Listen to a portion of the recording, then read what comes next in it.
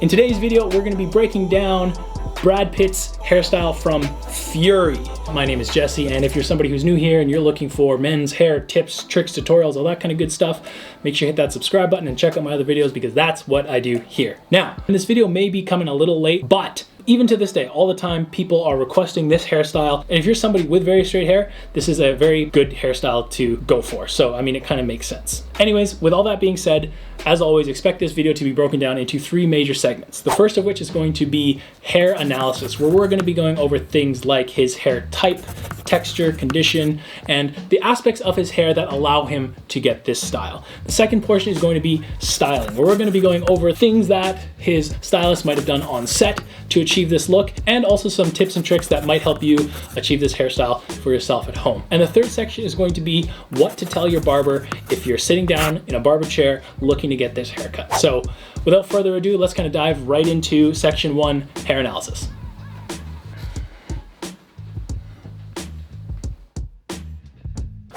So going through his photos here, in regards to hair type, it looks like he has probably a very fine to medium coarseness. And of course, what I mean when I refer to coarseness is the diameter of the individual strand. So pretty typical. A cool way to figure out the coarseness of your hair is if you pull out one strand of hair, if you can feel it in between your fingers, just barely, but it's just kind of like it's there, it's probably a medium texture. If you can really feel it, like it feels like wire or like hay or like wool, that would be a coarse texture. And if you can barely feel it at all, that's probably a fine texture. So in regards to Mr. Pitt here, he probably has a fine to medium coarseness of hair. Now, in regards to density, I am going to say that he probably has a very high density of hair. And you can tell in photos like this and like this, you can tell it's very fine because there's not a lot of volume in it. It's sitting kind of flat. So all of the individual strands are kind of sitting nice and tight on top of each other, not giving very much volume, but clearly he has a really full hairline and he has a lot of hair just visually. So I'd be willing to say that from a technical standpoint, he has a fine to medium coarseness and a high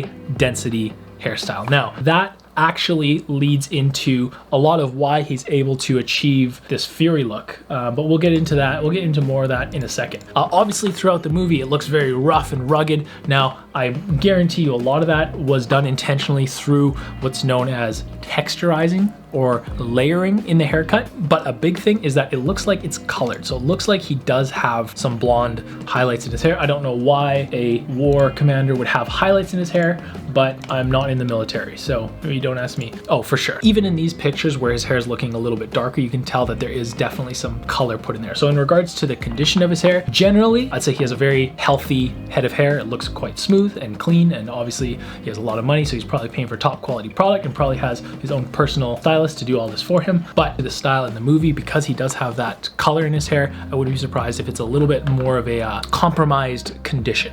That's probably all I can say about part 1. Hair analysis is, I mean, yeah, biggest things, fine to medium coarseness, pretty typical, high density. That's a key for this haircut. So keep that in mind as we go into part 2, styling. In regards to the style of the cut itself, I think we'll start here with this photo because I mean, this is classic Brad Pitt Fury. It is definitely an undercut. You probably have heard the term disconnected undercut before, but from a stylist perspective, that's a little bit silly because an undercut is just by nature disconnected. Because what a disconnection is when the interior length of the top is a completely separate length than the exterior or the sides. With an undercut like this, there's a lot of different things that are going on. The main thing that I think will separate just an average guy getting an undercut and the Brad Pitt Fury cut is the lack of volume in his hair. It's not necessarily slicked back. People like to use the term slicked back, but I don't think that's really what's going on here. Because when I think slicked back, I'm imagining like gel, just like, but this is definitely directed backwards, but it's still quite free flowing. And now a look like this is achieved because of his hair texture. Now imagine nice long grass in a grassy plain, nice and tall grass. If you were to, just like, you know, grass, thin grass, tall, thin grass. If you were to step on that grass and try to push it over, it would be quite easy to do so. Right? On the other hand, imagine a field of bamboo. Imagine taking a bamboo stick and trying to push that over. That's kind of the idea behind what's going on here. Because it has that finer, thinner coarseness, it's easy to be able to push it back and over straight back. Whereas if somebody like me who has very coarse and thick hair, if I tried to pull my hair back, it would just pop up. And you know, if you're somebody with a similar hair texture or something different than this, that might be a problem that you run into. So the stylist who decided to do his hair like this for the movie, it was a good choice because obviously he's this cool, tough guy, which is, I mean, this is very cool and tough, but also it makes sense for his hair type. So it kind of makes sense why they went for a style like this. Another thing is, of course, like I said, the color, because essentially what's happening with this look and like this look, what you're seeing is those light blonde pieces that are sitting at the top of the hair, those are contrasting with the dark hair that is not colored. So what that does is that creates that dimension, so you can really see that pieciness, like the blonde bits are picking up the light and all the roots towards the bottom are sitting in shadow, which gives it that texturized look. A photo like this, for example, would be cut similarly but styled very differently. You can see there's an angle to his hair, whereas, you know, Brad Pitt is pushed completely straight back. And now obviously if you like a style like this and like a little bit more off-axis direction to your hair, that's something that can be done as well, but that's going to be completely preferential, I think. I personally wish they would have done a little bit more with his sides, because I mean it's clearly just like a clean taper, and that's probably realistic to what you would get if you were a soldier, especially around this time. Actually, no, it makes perfect sense. Yeah, he's not going to get a zero fade in World War II, so that actually makes perfect sense. You know, this would be kind of more of a modern take on this haircut itself. He does have a lot more volume than Brad Pitt, but you know, he does have that cleaner fade, which is more of like a modern take on it. But I mean, if you're going for this exact haircut, true to the times, it looks like it would have been, you know, a taper. So rather than it being a clean zero fade, it's probably, oh, well, let's see this. Numbers don't really matter, but it's probably a half up into a 2 or a 3, if you want to use guard numbers to reference. Products you may be using, like I mentioned before, when you think hair straight back, you'll hear slick back, and when you think slick back, you think you gotta gel it and just, I don't think that's what's going on here. And in fact, I know it's not, because especially on set for movies, stylists won't use stuff that's hard to get out of the hair. If they need to, you know, adjust things, they like to use things that are more malleable, easier to manage than like a hard gel or like a super oily pomade or something like that. So I imagine it's maybe some sort of pomade, probably like a medium to high hold pomade. And of course, when this stuff starts happening, that's just probably, I mean, I doubt that was done intentionally. I imagine that's just kind of how his hair fell, because, you know, you push it back, it wants to come forward. When it has that product in it, a lot of it will hold, some of it won't. And that's when you get that kind of look, which I think is honestly pretty cool. Oh, okay. There's one part that I would like to address here. It's this right here. It's this back part. Now, this is probably going to lead into part 3, which is what to tell your barber when you're getting a haircut. And this is going to completely depend on your hair type for a few reasons. First of all, we'll start with Brad here. As you can see, his hair on the back is undercut to an extent, but when it comes to the crown area, especially with an undercut, how you're gonna wanna go about it is going to depend on your hair type and personal preference. So in Brad's case, he kept a lot of length towards the crown and is able to just kind of slick it back and blend it into the top of his fade. So just above the occipital bone there. Now, if you're somebody with very thick, coarse hair, that's less likely to be achievable. Because like I said, imagine he's got the tall, soft grass hair. If you're somebody with thick, coarse hair, you have that bamboo hair, that's probably just gonna wanna stick up. And then it ends up looking something like, I bet we can find a terrible example on the internet here. Oh, okay, it ends up looking something like this. Not like this, but like this back here. It just kind of looks like you got a mop sitting on the back of your head, and that's not what you want, I think, just in general. So especially with this cut specifically, he's got a nice blended crown area. So it's something you definitely are going to want to discuss with your stylist before you decide on getting this cut. Now, another thing is, oh, this is a perfect example.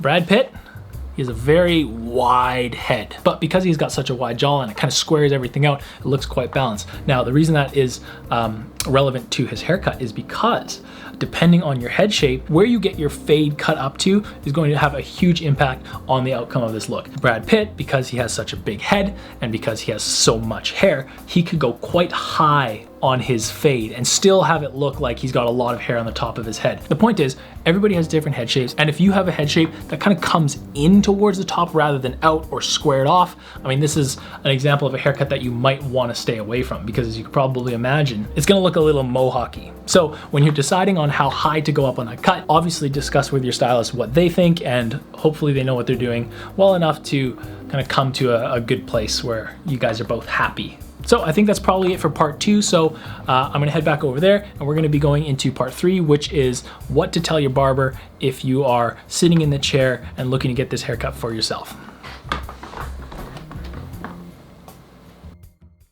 So the time has come, you're sitting in the chair, ready to get this haircut, and you wanna know what to tell your barber so that they can give you this haircut. Now, as always, number one rule, bring in pictures. Trust me, the amount of times people came into my chair with this exact picture, so many times. And the reason this is important is because what it will do is it will give your barber a chance to explain to you why or why not it will or will not be possible to achieve this look for you. I mean, let's say you have the perfect hair type, it's the exact same density, you got the right face shape, it's gonna look great, your barber will say, awesome, let's cut. But I mean, like the example I gave in part 2, if you don't have the right head shape or the right face shape, this style might not be the best for you. So what bringing in a picture allows your barber to do is it gives them a chance to think about the haircut they're going to be doing, think about it technically and the strategies they're going to be implementing, and say, this is what we should do instead to suit you better. Because the thing is, depending on your face shape or your head shape, there could be a cut that is completely different technically from this haircut, but give you the same look and the same effect as this haircut according to your face shape. So a good barber will generally, if they've been in the game long enough, they'll be able to recognize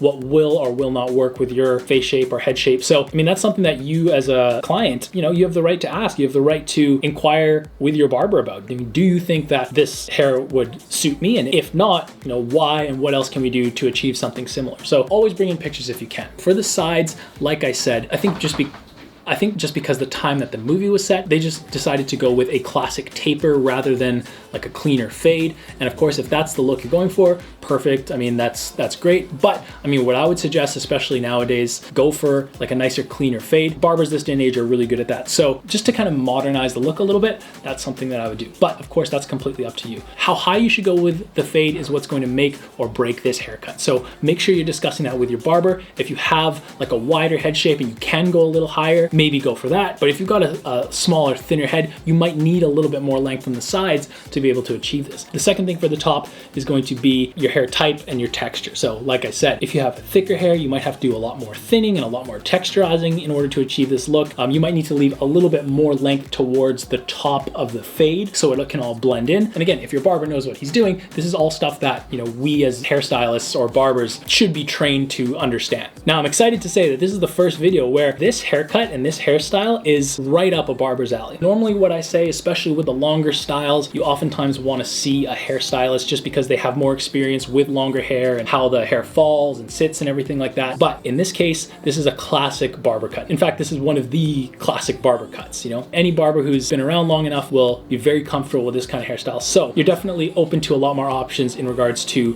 where you can go to get this haircut. Now, of course, if you're looking to modernize it a little bit and looking to get a fade with this haircut, you want to go to a more modern barber, of course, somebody that you trust and knows what they're doing. But if you are looking for more of this traditional look, I think a more traditional barber would be totally fine, especially because towards that crown area that I talked about, a traditional barber will have a good sense of how to get that to blend based on your hair type, especially if they're older and have been around for a long time. This is something that they're generally quite good with. But of course, barber, hairstylist, traditional, modern, whatever, as long as they know what they're doing and you trust them, that's the most important thing. Just to summarize, I think the most important things are just establishing the fade, how high you want to go, what type of fade you want, whether you want a fade or a taper. And for the top, just make sure you have the right hair type for it and discuss with your barber, especially what you're going to be doing with the back. I mean, realistically, the key things are having the right hair type and going to a barber who knows what they're doing, because all of the options in regards to the crown and the fade, it gives the same appearance and the same look. It's just a matter of tweaking it to your